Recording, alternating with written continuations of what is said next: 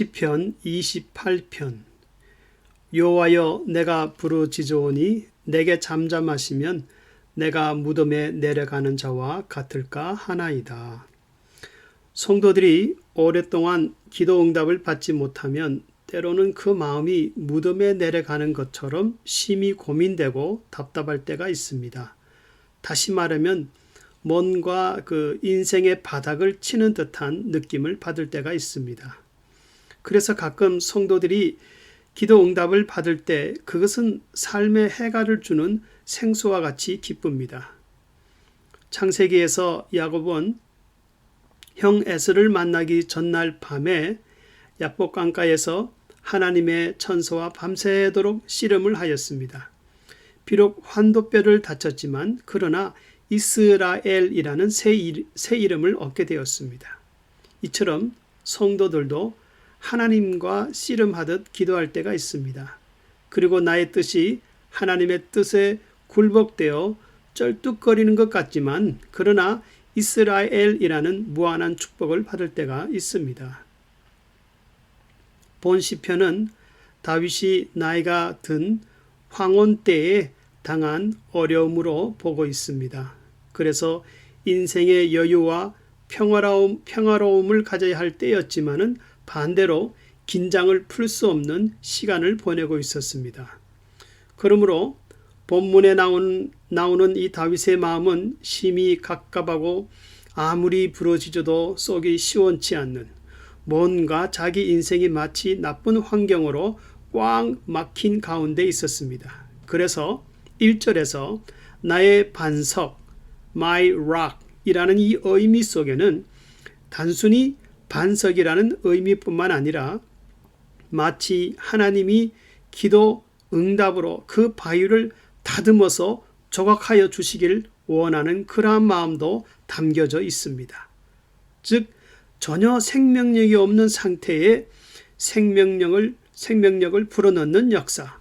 한 예로 어머니의 태 속에 몸과 내장이 생기고 영혼이 생겨서 아이가 살아 숨쉬게 되듯이 자신의 그 기도 속에 하나님의 창조적인 역사가 있기를 기도한다는 것입니다. 역사적으로 압살롬이 반역을 일으켰을 때에 다윗이 예루살렘에서 부랴부랴 도망하였고 이 시편이 지어졌다고 봅니다. 그래서 2절에서 내가 주의 성소를 향하여 나의 손을 들고 주께 부르짖을 때에 나의 간구하는 소리를 들으소서라고 간절히 기도하고 있습니다. 다윗은 비록 좌절과 절망 가운데 소망이 생겨나지 않았지만 그러나 자신의 기도가 절대 헛되지 않다는 것을 확신하고 있었습니다. 그래서 3절에서 5절을 보면은 하나님을 두려워하지 않는 악인들처럼 하나님이 자신을 내버려 두지 않을 것과 그들이 실패할 것임을 알고 있었습니다.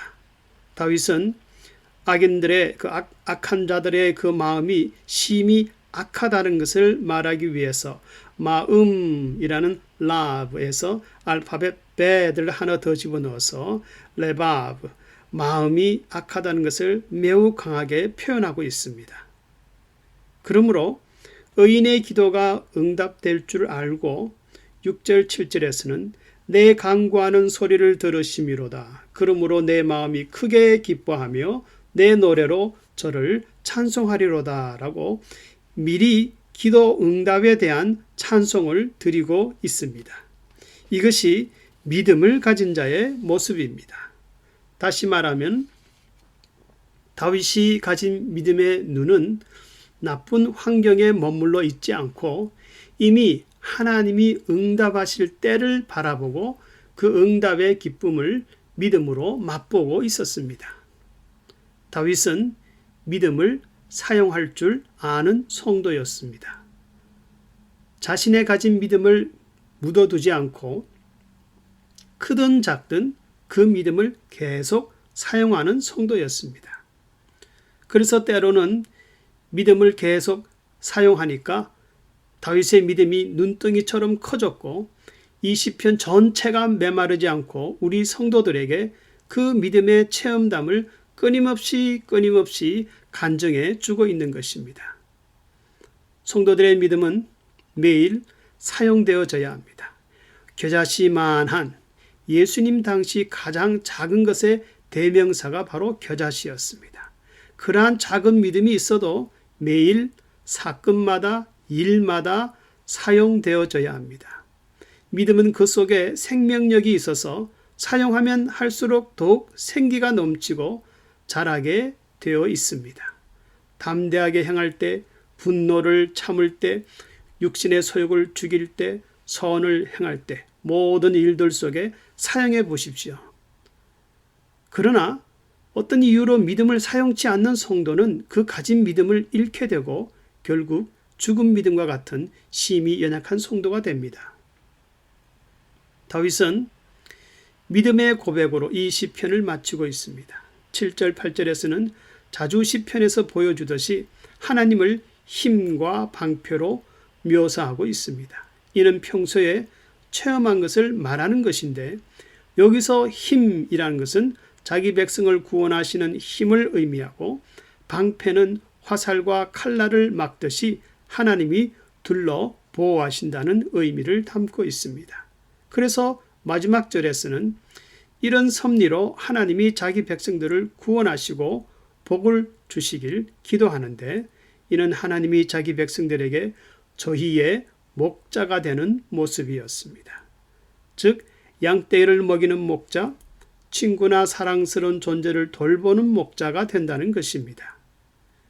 그리고 9절에서 영원히 드십소서라는 말은 히브리 원어로 영원히 원수들을 위로 옮기소서라는 말인데 이는 들짐승들이 양떼를 해치지 못하게 높은 곳으로 올려놓는다는 뜻이고 또는 원수들 위에 올려놓는다는 뜻입니다. 즉 영원히 하나님이 악인들로부터 자기 백성을 책임지신다는 것입니다. 그러므로 마태복음 23장 37절에서도 하나님의 마음을 표현하기를 암탉이 새끼를 품음같이 하나님은 늘 자기 백성을 품으신다고 말씀하고 있습니다.